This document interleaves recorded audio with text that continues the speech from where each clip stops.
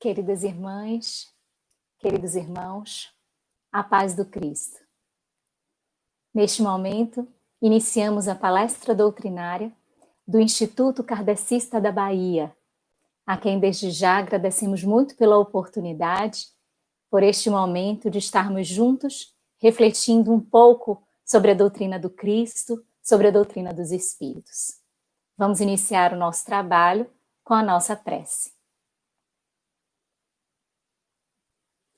Jesus amigo, imensamente gratos estamos pela oportunidade de refletirmos juntos sobre a sua mensagem. Nestes dias tão especiais, o desafio é intenso, Senhor.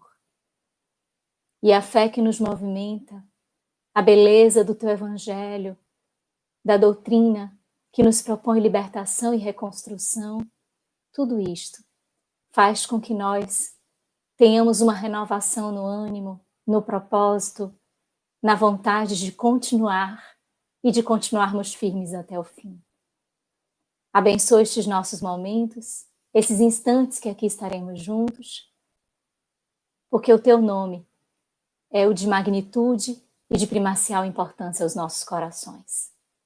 Abençoa a cada um de nós e permite que juntos construamos um momento de reparação, de readequação, superando as necessidades que compõem os desafios atuais. Conosco sempre, Jesus. Gratidão. Qual a vontade que movimenta a nossa existência? O que é que representa o nosso interior, aquilo que representa a nossa intenção, que representa a nossa vontade? Leon Denis, no livro O Problema do Ser, do Destino e da Dor, nos traz, na última parte desta obra, as potências da alma. E é muito interessante porque Leon Denis traz 6 potências. Ele diz que todos nós temos como dádivas, como aspecto do processo de evolução, da individualização do ser na condição de espírito, nós somos dotados de vontade, de pensamento, de consciência, de livre-arbítrio, de amor e de dor. E cada uma destas potências vai sendo desenvolvida por este grande escritor, por este grande estudioso da doutrina dos espíritos.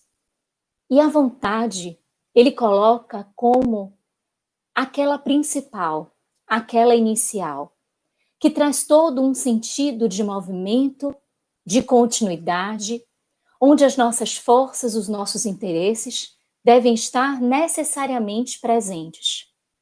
A vontade, diz ele, está muito distante de ser simplesmente um desejo, simplesmente uma apreciação de algo que muito se admira e que por isso nós poderíamos depositar um desejo. Desejo é fugaz. Desejo não tem uma dedicação, uma profundidade naquilo que estamos a objetivar. A vontade, de outro lado, representa um querer sincero. Que as coisas ao nosso redor podem ser modificadas, mas essa vontade vai ser mantida como um objetivo de vida, como algo a ser alcançado, como algo a ser perseguido. Então, diante disto, ele demonstra que há a existência da sinceridade do ser. Que essa vontade, ela representa, em verdade, aquilo que nós intencionamos, aquilo que nós objetivamos. Qual o nosso verdadeiro querer? Qual a nossa verdadeira intenção? O ideal.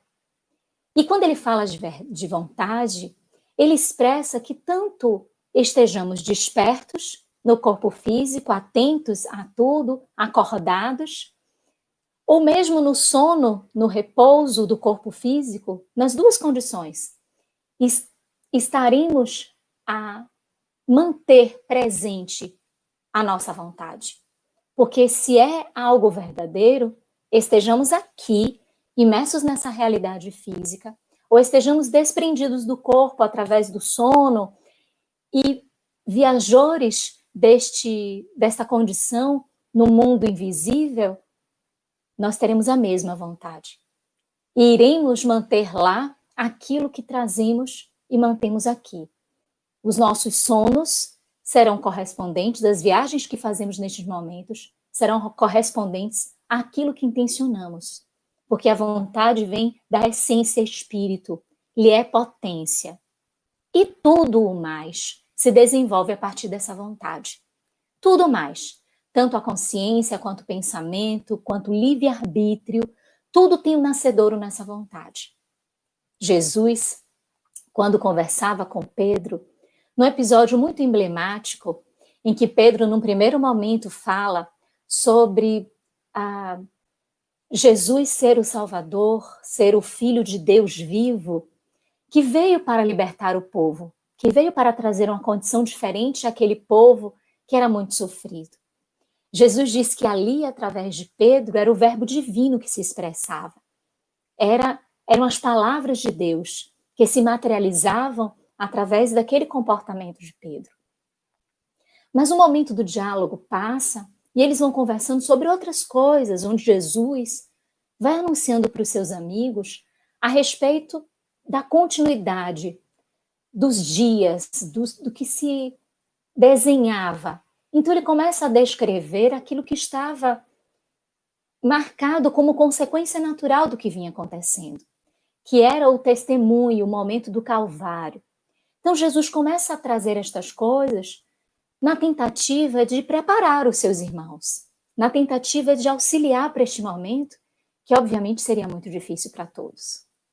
E nesse instante, Pedro, já não tendo a mesma condição vibratória que apresentava minutos antes, se permitindo envolver, talvez pelo medo, pelo desespero, por aquilo que poderia trazer a cena que Jesus descrevia, não a cena, mas o acontecimento de uma partida dele, de uma agressão que lhe fosse feita, Pedro então diz que não vai permitir que isso aconteça, que ele não vai deixar que o Senhor esteja imerso numa situação dessa. E aí é que Jesus fala aquela célebre frase que todos nós conhecemos: afasta-te de mim, Satanás. E naquele momento Jesus fala com muita altivez. Os que estavam ao redor não perceberam o teor das palavras, mas notaram um franzir da face do Cristo, como se tivesse imbuído de alguma austeridade, de algo diferente do que ele costumava se comportar. Passou-se o momento, as horas avançaram, chegou-se quase ali ao entardecer, já chegando para a noite que se aproximava, e Pedro vai ao encontro de Jesus, porque aquilo o perturbou. E Jesus estava sentado abaixo de uma figueira, na sombra da figueira, sentado nas suas raízes grossas, e estava a contemplar a paisagem que aquele lugar bucólico lhe trazia. Pedro se aproxima e diz: Senhor, então sou eu, o espírito impuro, que vejo o Senhor retirar dos endemoniados, dos possessos? Então sou eu que atravanco ou que desejo impedir a instauração do seu reino entre nós? E Jesus, com muita tranquilidade, informa a Pedro que nós somos, todos os seres humanos, um canal por onde verte o pensamento e a palavra da imortalidade. E ele discorre sobre o quanto nós somos influenciados, o quanto isso interfere nas nossas escolhas, o quanto isso gera consequências, e ele adverte a Pedro. Pedro, e aí é que é necessária a observação do que Jesus nos diz.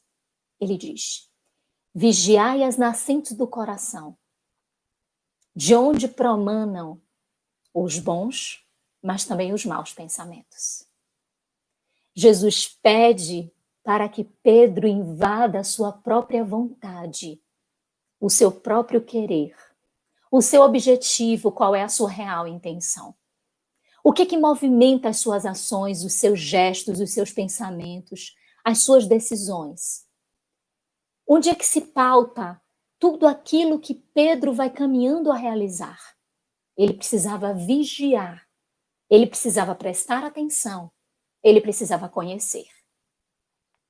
Então, quando Jesus fala isto, é trazendo a importância que Leon Denis coloca de nós percebermos esta vontade, onde tudo que vem, que advém como as nossas escolhas, os nossos comportamentos, residem, todos eles, na vontade, na intenção.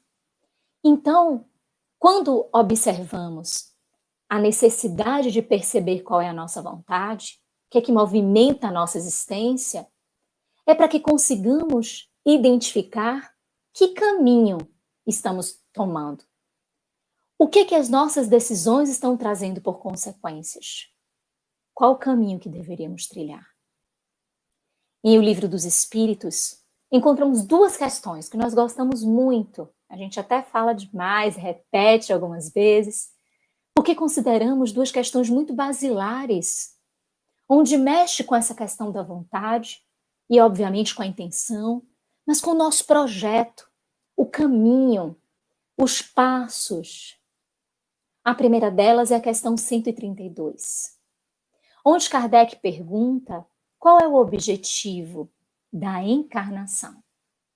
E é uma resposta longa que encontramos. Os espíritos respondem mais ou menos que o objetivo da encarnação é alcançarmos a perfeição. Perfeição dentro da relatividade que nós somos de seres criados por Deus.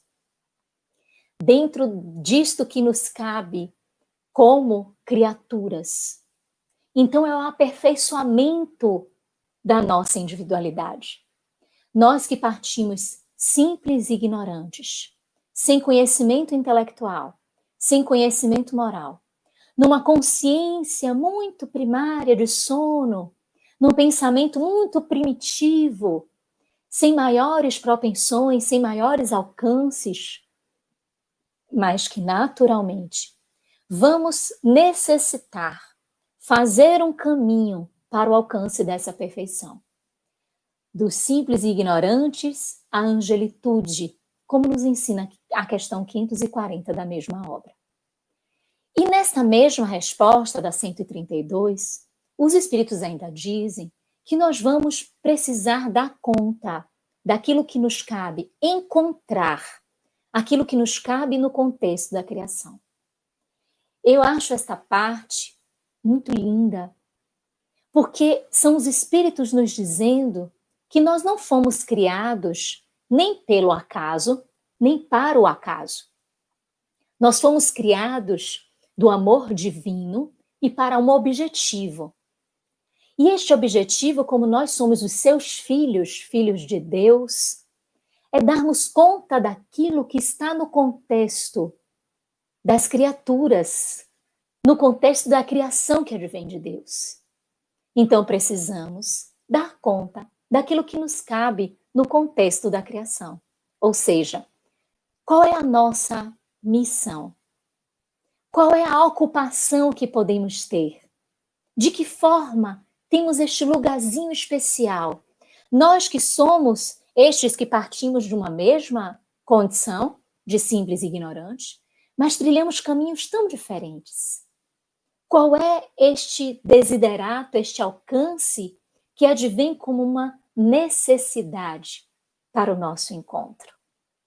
Então, esses dois aspectos, eles movimentam inevitavelmente as questões que começam ali na 160, que vão movimentando aquelas reflexões de Kardec, e que chega a ele mesmo perguntar na questão 167, porque se é óbvio que vamos alcançar a perfeição e também buscarmos aquilo que nos cabe no contexto da criação, uma existência só não vai ser suficiente. São necessárias múltiplas existências, uma sucessividade delas, para que possamos alcançar estes objetivos. Então, vem a pergunta 167. Qual o objetivo? Qual a finalidade da reencarnação? Uma vez que ela é necessária. porque vai necessitar de várias vidas para que a gente possa alcançar o objetivo. Então, qual é a finalidade? E os espíritos respondem que a expiação, que é o reequilíbrio da nossa consciência, dessa consciência que veio trabalhando ao longo de existências e que se equivocou, e que os atos foram equivocados, logo, um reequilíbrio, uma readequação da consciência, mas também um melhoramento. E este é um olhar para o futuro, este é um olhar para o que vem como desafio agora, mas para consequências de um futuro benéfico, de uma construção basilada numa condição mais amadurecida, de vencedores de provas, de obstáculos que advieram para o nosso melhoramento nosso e de uma coletividade. Então, dizem os espíritos, respondendo à questão citada, senão onde há justiça? Nos demonstrando que a justiça, aos olhos de Deus, tem tanto este olhar de reparação, como olhar de construção, de continuidade, de superação. Então, olhamos o quanto é importante nós identificarmos qual é este nosso objetivo. Se nós temos a necessidade de alcançar a perfeição e para isso teremos sucessivas vidas, como vamos utilizar tudo isso?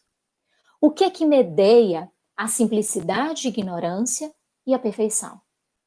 A gente pode dizer, é óbvio, para sair deste ponto, para chegar a este ponto, inevitável que haja uma evolução, inevitável que haja um melhoramento.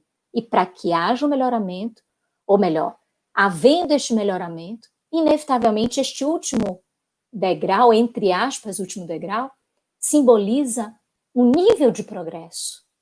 Então esta linha é uma linha de progresso, é uma linha de superação, de avanço sobre si mesmo, de superação de obstáculos, de dificuldades, para que se alcance este progresso. Mas para que ele possa ser, ao longo desta linha, desta trajetória, ele possa ser desenvolvido, ele nasce de algo que é extremamente importante e que movimenta toda a criação. Porque Jesus teve ensejo de dizer que até hoje, naquele contexto em que ele se expressava, o Pai trabalha, mostrando que o trabalho é uma construção presente em tudo na criação. Que não há como ter êxito sem trabalho. Não há como ter o progresso sem trabalho. Não há como ter conquistas. Não existem condições de privilégios nesta linha do progresso, mas sim de autoconquistas, de processamentos que vão sendo aderidos, vivenciados por nós vencidos, e fruto deste trabalho vem então o resultado, que são essas conquistas sucessivas ao longo da existência. Então, tudo que identificamos nesta trajetória que passa da simplicidade e ignorância, vencendo os estágios, vencendo e superando estas etapas, até chegarmos numa considerada perfeição relativa, onde os espíritos nos ensinam que o progresso é constante, que sempre estamos aprendendo, que sempre estamos evoluindo, que sempre estamos crescendo. Para que isto aconteça, o trabalho precisa ser instrumentalizado por nós. Como diz o título da nossa conversação, o trabalho é uma bênção. É a oportunidade que Deus nos concedeu de termos as nossas próprias vitórias, de sentirmos o sabor da vitória, do êxito, de percebermos passos dentro do nosso processo de transformação e o quanto isto nos amadurece. O trabalho no seu aspecto físico, para o corpo físico, ele é de imensa utilidade. Se não tivéssemos o trabalho, atrofiaríamos esta máquina que foi construída, que foi arquitetada para ser útil, para servir e servir da melhor forma. Os trabalhos braçais e intelectuais, quaisquer que sejam, são movimentações desta organização física, verdadeira bênção de Deus que Ele nos concedeu, para que através desta máquina consigamos instrumentalizar os objetivos pessoais da nossa reencarnação. Visitando, através da atenção, do cuidado, o nosso planejamento reencarnatório, como é que a gente faz isto? Fazendo este mergulho pessoal, identificando quais são as nossas faltas, invadindo esta nossa realidade íntima, para que consigamos perceber aquilo que nos é necessário. Não precisamos saber do passado, com as suas minudências, com os seus detalhes. Basta que olhemos o nosso presente.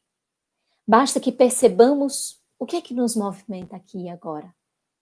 O que nos acontece como consequências, o que vem como marcas na nossa personalidade, e assim nós vamos perceber que o nosso passado, com certeza, ele não foi melhor do que é o nosso presente. Porque nós estivemos naquela condição. Onde hoje o que nós nutrimos ainda são marcas deste passado.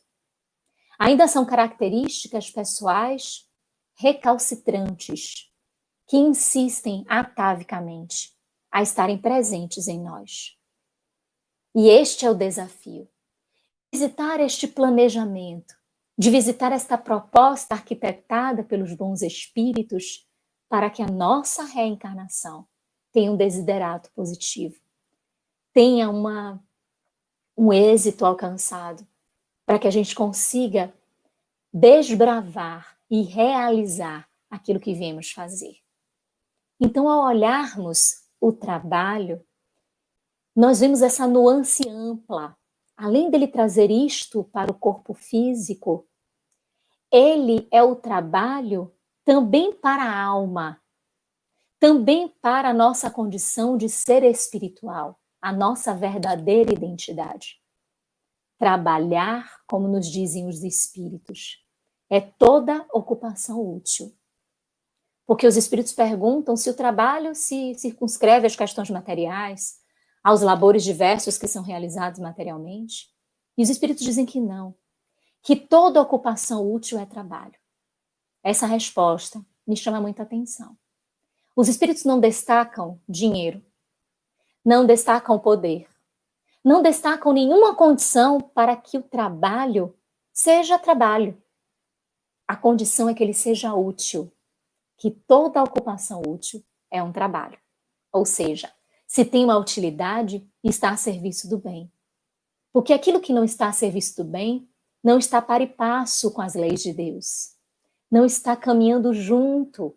Vai se afastando das leis de Deus, e tudo que se afasta das leis de Deus, como nos ensina a codificação, é estarmos nos aproximando do mal, realizando este engodo, esta ilusão que se chama mal. Todas as vezes que nós nos aproximamos das leis de Deus, todas as vezes que atendemos a esta vontade divina, adequando a vontade nossa à vontade dele, nós estamos nos aproximando do bem. Logo, nós estamos trazendo uma utilidade. Então, o trabalho tem esta proposta de salvação. Primeiro porque nos permite, como dissemos, não termos privilégios. Alcançarmos aquilo que verdadeiramente representa a nossa conquista. Os meus pais, e acredito que muitos dos pais daqueles que aqui estão nos acompanhando, meus pais costumavam dizer que a gente dá mais valor às coisas quando elas são conquistadas por nós. O que eles querem dizer com isso? Que são as coisas que advêm do fruto, ou que são o fruto do nosso labor. Que são situações que nós mesmos observamos, percebemos, trabalhamos. E como nós despendemos um tempo, energia, reflexão, movimentos, seja físico, seja intelectual, de que ordem seja, mas como tivemos uma dedicação, passos a serem seguidos, a conquista tem um valor muito expressivo. Nós sabemos o valor das horas que foram dedicadas. Nós não desmerecemos o valor daquele fruto, porque sabemos o que ele representa em energia, em esforço, em qualidade. Deus, Pai de infinita bondade, nos concede a oportunidade de não simplesmente ganharmos benfeitorias, de não sermos portadores de talentos unicamente, mas sermos portadores de talentos que nós mesmos conquistamos, fruto do trabalho, do esforço. E com isso ele nos mostra que nós somos capazes, que nós temos um valor inestimável, que nós temos condições de realizar, que nós temos condições de fazer. E desta forma, é perceptível que à medida que nós vamos amadurecendo, nós vamos dando conta de trabalhos mais complexos, até alcançarmos a proposta da questão 132, de percebermos o nosso lugar no contexto da criação. Mas olha como isto acontece. Quando a gente olha a parábola dos talentos, é uma parábola riquíssima, com diversas nuances interpretativas. Nós percebemos que o Senhor entrega a quantidade de talento diferente de um para o outro. E a gente até poderia considerar que isso era alguma forma de privilégio, benefício, como se fosse alguma forma de condição diferente de um para o outro. Enquanto que fica claro na parábola que cada um recebe aquilo que pode sustentar, aquilo que pode desenvolver e, acima de tudo, que pode multiplicar. Aí a gente pode pensar, mesmo aquele que recebeu um talento, enterrou um talento e devolveu ao Senhor sendo um servo mau, mesmo ele. Porque no reino da divindade, da bondade, do amor, não há quem fique sem talento. Todos nós temos pelo menos um talento, porque temos a capacidade de desenvolvermos-nos em maturidade psicológica, emocional e espiritual para darmos conta de pelo menos um talento. Que é a nossa própria vida, a vida que recebemos como dádiva e que temos a responsabilidade de, sobre ela, depositarmos os nossos desafios vencidos, transformados em êxito. Temos a responsabilidade de, a cada mergulho na existência, a cada saída da existência, amealharmos valores que são multiplicações deste talento, que no olhar da parábola seriam juros, seriam formas de incremento ao valor principal, mas que no olhar da vida são essas benesses que temos a possibilidade de amealhar para nós como tesouros que serão utilizados por nós em nosso próprio benefício, mas, como à medida que amadurecemos, vamos nos apartando do egoísmo, do orgulho, das nossas imperfeições, inevitavelmente, esse tesouro, esta pérola, este reino dos céus em nós vai sendo desenvolvido e vai sendo partilhado, vai sendo dividido entre os nossos irmãos. Vai sendo oportunidade de luminescência, de grandiosidade a outros que vão muito saber como experimentar o auxílio advindo da produção destes talentos. À medida que vamos amadurecendo, vamos percebendo que podemos administrar um pouco mais. Então nós encontramos os espíritos desencarnados responsáveis por setores, por departamentos, por atividades. Espíritos responsáveis por famílias, por núcleos familiares. Espíritos como os anjos guardiães, responsáveis pelas individualidades. Espíritos do continente, do país, responsável pelo planeta como o próprio Jesus.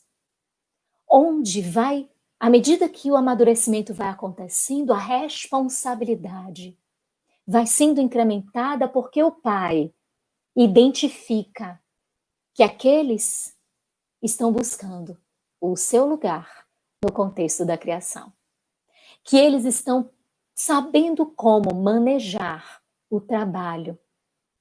E não precisam ser cobrados, e não precisam ser admoestados, porque a maturidade, à medida que nós vamos avançando e amadurecendo, nós vamos adequando o nosso livre-arbítrio àquilo que necessita ser feito. Vamos deixando de ser teimosos, de brigarmos em relação à vontade do Pai, porque estamos equalizando a nossa vontade na sintonia desta sintonia tão especial. Vamos equalizando a nossa vontade à vontade dele. E isso vai fazendo com que nós consigamos transformar o nosso livre-arbítrio, amadurecendo-o para o serviço. Não imaginamos Joana de Ângeles, Emmanuel ou espíritos benfeitores sendo advertidos por entidades que lhes são superiores porque eles deixaram de fazer esta ou aquela atividade. Não conseguimos imaginar isto, porque não pertence a este nível de evolução. Eles são conscientes do dever que precisam realizar. E por isso desempenham as tarefas não só para uma construção individual, mas cada vez mais ampliando para serem estes dois principalmente verdadeiros arautos da educação do nosso planeta, que vieram trazendo os seus contributos às obras por intermédio de Chico Xavier e de Divaldo Franco para iluminar o planeta na condição de adequarmos os nossos comportamentos em hábitos mais salutares, num processo de educação, de amadurecimento que precisa ser desenvolvido. Então, à medida que vamos avançando, vamos percebendo estas tarefas que nós necessitamos realizar. E não há mais por que dizer que a nossa vontade, infelizmente, não é a vontade do Pai. Porque com este amadurecimento, e nosso livre-arbítrio vai se aproximando. E é como Paulo de Tarso chegou a dizer, não sou eu mais que vivo, mas o Cristo que vive em mim. Não sou eu mais o ego, a vaidade, a materialidade, já não sou eu mais que vivo. A vontade de um olhar ou de uma forma imperfeita, mas o Cristo, o self, o Deus interno, o Deus imanente. Esta proposta que vem sempre do nosso interior, que é essa chama divina a nos lembrar o tempo todo a nossa origem, que nós nascemos do amor, nós adviemos do amor divino. Então este trajeto da simplicidade e ignorância, à angelitude, à perfeição relativa, requer muito trabalho, requer esforço, dedicação, porque é um processo de educação. Então, educação necessita de dedicação, de doação, de atenção, de estar ao lado, de estar perto. Por isso que Santo Agostinho fala na resposta à questão 919, letra A, de O Livro dos Espíritos, da necessidade de acompanharmos o nosso dia. Porque educar é estar perto, educar é observar, educar é estar atento, é perceber. Não é simplesmente viver a vida divagando, deixando que os dias se sucedam, que as horas se multipliquem, que a vida passe, sem que a gente entenda o processo, sem que a gente participe do processo. Porque Deus não deseja que nós simplesmente aceitemos a sua existência, mas que nós saibamos com a nossa consciência e que desenvolvamos o amor para esta realidade. Tanto assim é que ele não se importa em que muitos não acreditem nele. Porque ele acredita em nós. Mesmo nós não acreditando nele, ele acredita em nós. Então, ele observa a vida como um grande propósito de educação para que nós vençamos estes hábitos, essas dificuldades. E para que isso aconteça, é necessária dedicação, é necessária disciplina, criarmos prioridades, dedicarmos o tempo, organizarmos esta função trabalho que tudo permeia. O trabalho, ele é a proposta de sobrevivência aqui no mundo físico, para que nós consigamos comer, morar, ter o lazer, termos as coisas para a nossa sobrevivência, nós precisamos do trabalho. Para a nossa sobrevivência espiritual, ou seja, para que tenhamos o alimento espiritual, também precisamos do trabalho. Então, a disciplina para organizarmos a nossa vida, não deixarmos tudo correr solto, termos o cuidado de vigiarmos a nascente do nosso coração, de vigiarmos a nossa vontade, a nossa intenção, porque vigiando este ponto fulcral, tudo que advier é consequência deste ponto inicial. Então, estamos vivendo e advém uma grande tempestade à nossa frente. Como é que a gente vai lidar com isso? A gente tem duas escolhas. Para diante da tempestade e diz, eu não posso, ou diz, eu não sei como, mas eu vou conseguir. E enfrenta a tempestade. E percebe que tudo que foi elaborado antes, até chegar àquele ponto, são substâncias essenciais para que consigamos vencer a tempestade.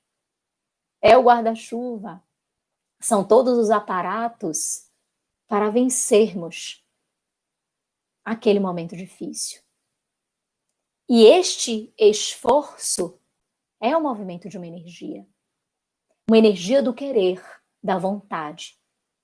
Porque basta que reflitamos como a nossa doutrina nos conduz. Não existe efeito sem causa.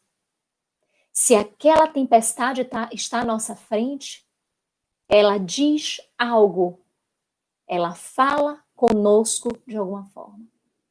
Ela fala com o nosso interior. Ela tem alguma correspondência com algo que existe em nós e que é a causa daquele obstáculo. E é isto que precisa ser objeto de labor.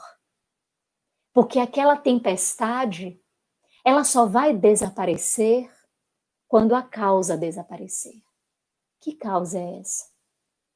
O orgulho, a vaidade, a preguiça, a inveja?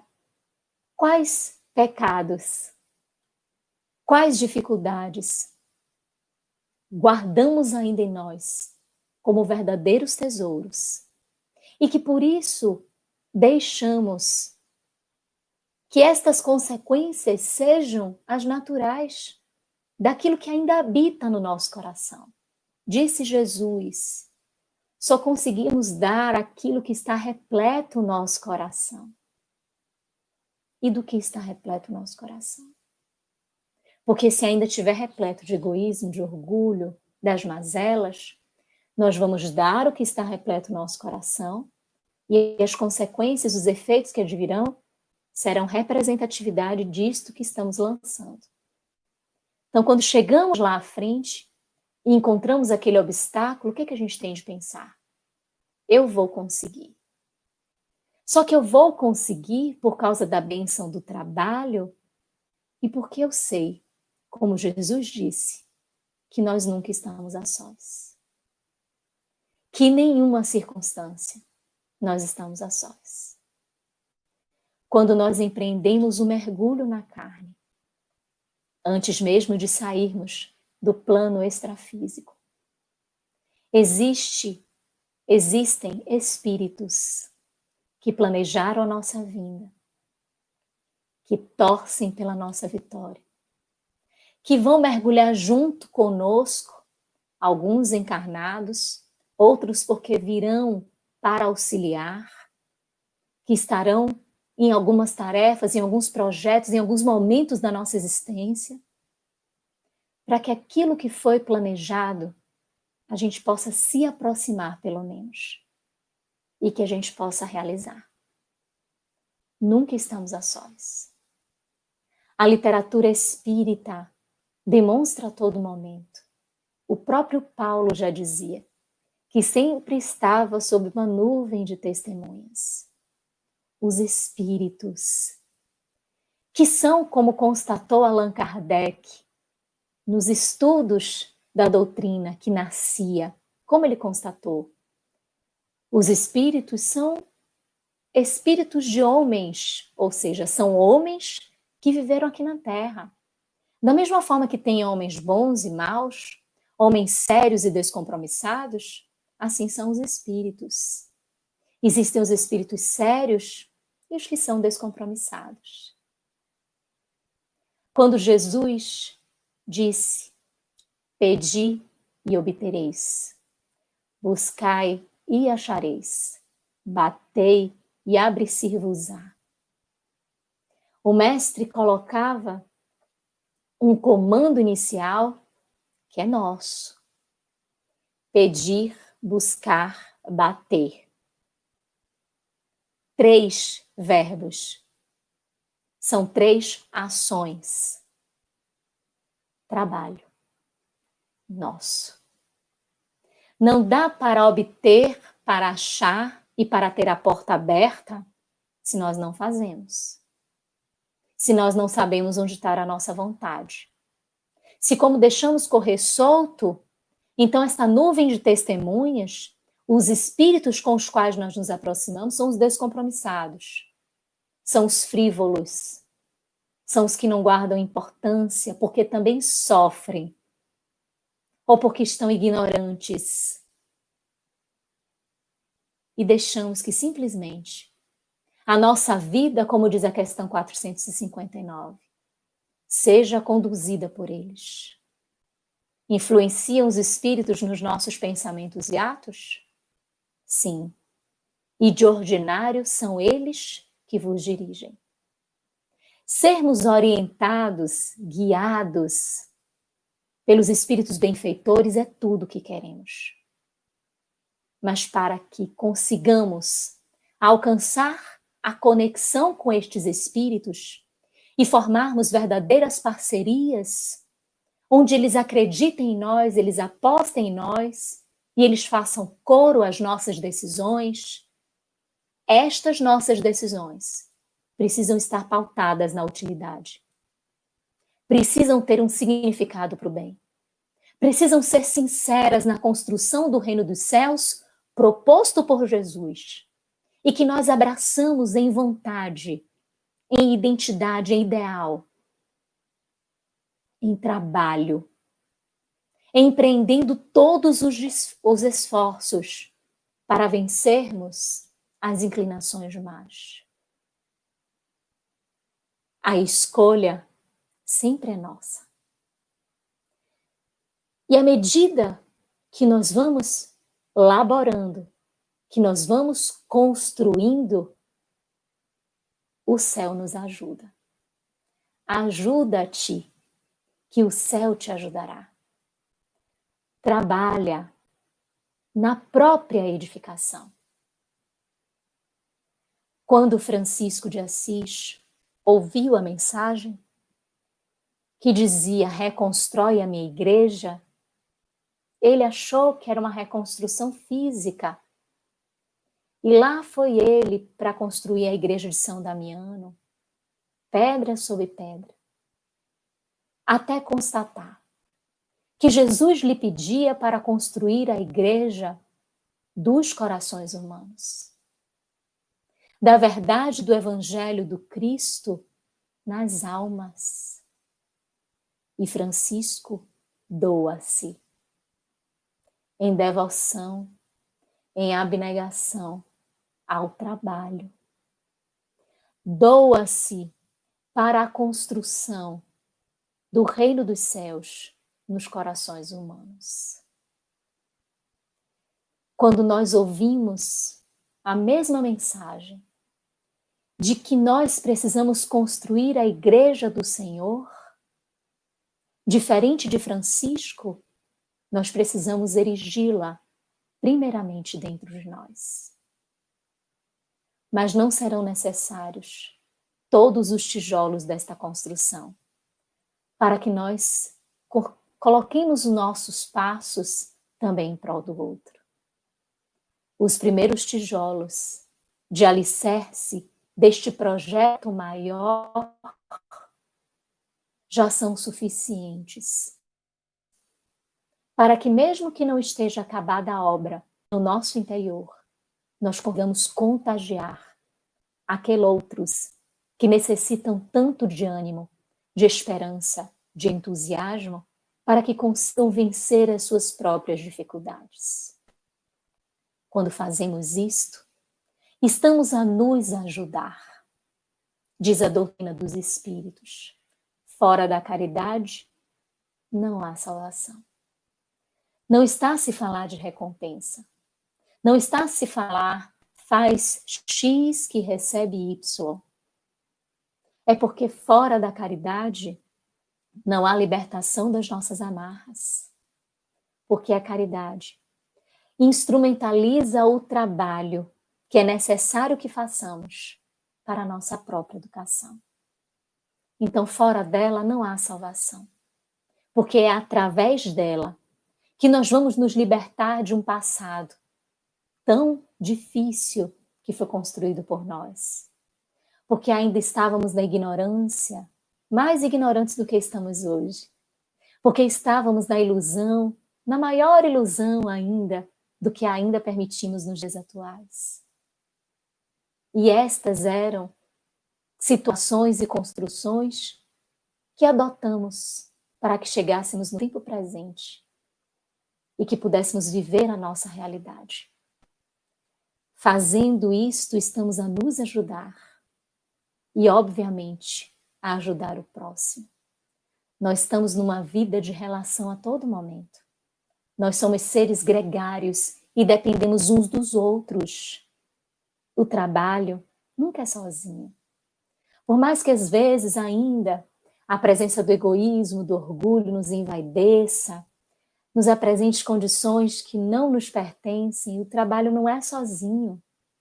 Porque se achamos que não estão presentes os encarnados, os desencarnados são verdadeiros anjos celestiais a estarem conosco, a auxiliarem quando nós nos predispomos a ajudar alguém, quando nós nos organizamos para fazer o bem a alguém, o quanto os espíritos se movimentam e de uma ação mínima às vezes que iniciamos. Uma consequência linda de vem e a gente pensa que aquilo tudo pertence a gente, enquanto que a gente tem um passo pequeno dentro da nossa condição, que foi muito especial, que foi muito importante, mas que nós não conseguimos, que nós não conseguiríamos sozinhos. Porque todas as vezes que a eleição é do bem, a eleição é do amor, o coro da espiritualidade propaga para nos auxiliar nessa construção, que pertence o campo onde há o labor da vinha, pertence a Jesus, pertence ao Senhor e não a nós. Nós somos servos deste campo, que quando reconhecemos a utilidade que temos, tomamos da charrua sem que olhemos mais para trás.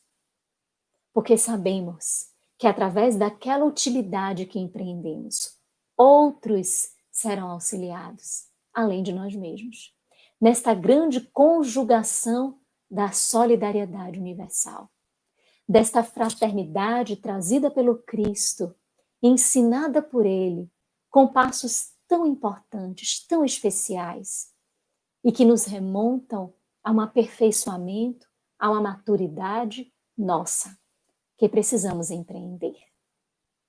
O trabalho nos permite abrir este canal que Jesus falava a Pedro este canal que está suscetível ao pensamento e à palavra da imortalidade. Se nós vamos servir a um ou a outro, como o próprio Jesus disse, a Deus ou a Mamon, como o próprio Francisco ouviu, o que é mais interessante? Servir ao Senhor ou ao escravo? Como ele mesmo teve o ensejo de dizer que é o Senhor. Como esta mesma forma, Deus ou Mamon, todos nós pensamos ser interessante servir a Deus. Diante deste contexto, o nosso trabalho, a nossa dedicação, este canal, oportunizar que o nosso verbo, que se representa através do pensamento, através das palavras, através das nossas ações, sejam expressões da verbalização divina, dos bons espíritos, como Jesus falava a Pedro no primeiro instante em que ele disse, em características, quem seria Jesus. O nosso desafio constante, elaborarmos na terra que o Senhor nos propôs. Como trabalhadores desta hora derradeira, é um desafio que se apresenta de construirmos de colocarmos os últimos blocos, de no trabalho da vinha macerarmos a uva para sorvermos o líquido da transformação da nossa moralidade. Tudo isso é muito desafiador, mas está depositado em nós. Ajuda-te, que o céu te ajudará. Precisamos compreender o que Jesus, o que Deus espera de nós. Como diz a questão 132 do Livro dos Espíritos, espera que nós tenhamos o nosso lugar no contexto da criação. Então caminhemos juntos para isto, para a construção desse nosso espaço. Jesus falou que quem desejasse vir após ele, desejasse, querer, vontade, bastava tomar da cruz e segui-lo. Renuncia a si mesmo, toma da tua cruz e segue-me. Renuncia ao ego, à vaidade, ao orgulho, ao egoísmo. Toma da cruz, cruz da horizontalidade das nossas dificuldades, das nossas mazelas, da repetição dos nossos equívocos, mas cruz da verticalidade, das virtudes que já conquistamos, dos trabalhos já realizados, do labor que nós já empreendemos, e segue-me. Seguir, trabalho empreendido, mas que ele e os espíritos benfeitores estarão como sempre estão, a nos auxiliar. Existe uma pequenina história que diz, é uma história que todos nós conhecemos, que diz que estava um homem a caminhar na praia e identificava 2 pares de pegadas, um ao lado do outro. E ele entendia que ali caminhava ele e que ao lado caminhava o Senhor. Mas chegou uma fase muito difícil da sua vida, de muitos desafios, de muitas dificuldades, em que ele olhou para trás, para essa fase, depois de já ter passado, ele superou essa fase. Quando ele olha para trás, que ele identifica, ao invés de naquele caminho que representou a dificuldade estarem os mesmos 2 pares de pegadas, estava um só. Então ele volta-se ao Senhor e diz, Senhor, quando eu mais precisei de ti, o Senhor me deixa caminhar sozinho? E o que é que o Senhor responde nesta pequenina história? Que, em verdade, aquelas pegadas pertencem a Ele, o Senhor. Porque no momento de maior dificuldade, Ele estava a sustentar aquele que ali se encontrava em dificuldade, aquele que se encontrava em embaraço e problemas. Então era o Senhor que sustentava. A nossa vida transcorre assim. Quando existe esse projeto de caminharmos da simplicidade, ignorância, angelitude, permeia e envolve todo esse projeto a solidariedade universal, onde aqueles mais amadurecidos, esclarecidos, superiores, se colocam a serviço do Senhor, compreendendo o quanto aqueles como nós que ainda estamos caminhando dentro dos nossos obstáculos, o quanto iremos necessitar. Então eles descem ao orbe planetário, se misturam encarnados no meio da multidão e desencarnados neste grande mundo invisível, a nos sustentar, a nos amparar, a nos socorrer sempre. E quando nós nos predispomos a trabalhar, a nos auxiliar e inevitavelmente auxiliar o outro, recebemos, ou melhor, identificamos a ajuda que vem dos céus. E aí o labor se completa, amadurece, ganha potência, porque em verdade, a todo instante, nós somos assessorados e ajudados pelos céus. Mas não identificamos, não atrelamos, não unimos propósitos, porque o nosso propósito não é o propósito dos bons espíritos. Então não tem como unir os propósitos. Recebemos sem que ainda estejamos a trabalhar. Mas quando começamos, e nesta última hora, como disse o Senhor da Terra, o que importa não são as horas, mas a qualidade e o valor do trabalho. Que todos nós, nestes dias que são tão desafiadores, onde nós somos chamados aos nossos testemunhos, consigamos permanecer firmes, trabalhando, olhando para o alto e perguntando: Senhor, o que queres que eu faça? O que deseja de mim, de que forma eu posso lhe ser útil? Desta forma, colocando-se no serviço, tornando-nos, cada um de nós, úteis ao propósito do bem, encontraremos coro a esta decisão. E teremos também paz e harmonia para superar os desafios, trabalhando, servindo, permitindo que nós que conhecemos Jesus, oportunizemos que Ele, através de nós, opere as suas realizações. Que nós sejamos braços, palavras, pensamentos, ações, em nome do nosso Senhor Jesus Cristo.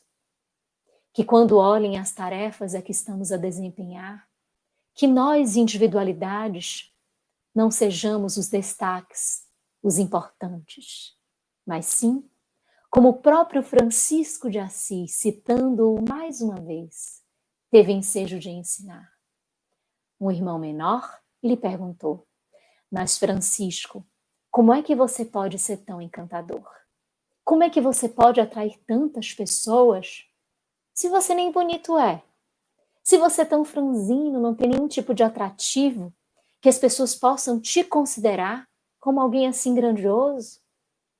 E Francisco disse: você está certo. Como eu não tenho nada, é porque eu me coloco diante de Jesus como um vaso, que a construção é a própria estrutura do vaso. Este sou eu. É tudo que eu já edifiquei. Mas eu permito que o recipiente que vai transbordar do vaso seja Jesus que coloque. Então, quando as pessoas me veem, elas não me veem, elas não identificam o vaso, elas identificam o conteúdo, que é este líquido precioso que transborda e que pertence a Jesus.